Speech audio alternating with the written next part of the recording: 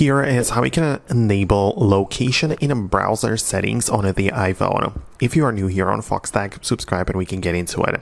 So if you're browsing a website, for example, apple.com, right, the best example, but in here, what I can do is to locate the URL, like the apple.com at the bottom, and next to it on the left, we have like a button, which is rectangle with a couple of lines, and you can click on it to get more things shown to you. So here are things like requesting the desktop or mobile version of the app and so on.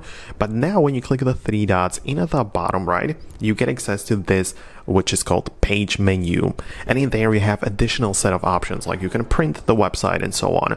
And at the bottom entirely, we have the controls specifically for apple.com. So for this website, we have to decide if we are gonna give the camera access, right, microphone access, and in our case, what we want is the location access.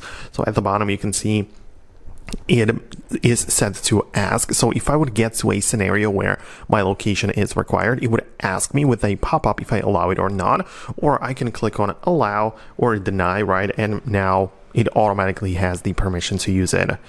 Keep in mind that this only applies to one particular website, so you would probably have to redo it for another one, but that's where you can find it in a Safari.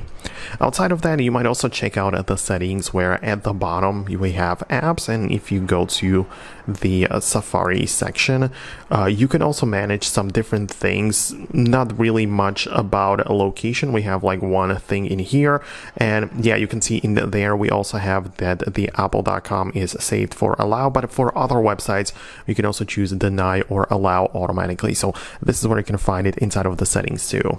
So yeah, that would be all from me. I hope that I was able to explain it. Let me know what you think below, and I'll see you later in the next videos as well.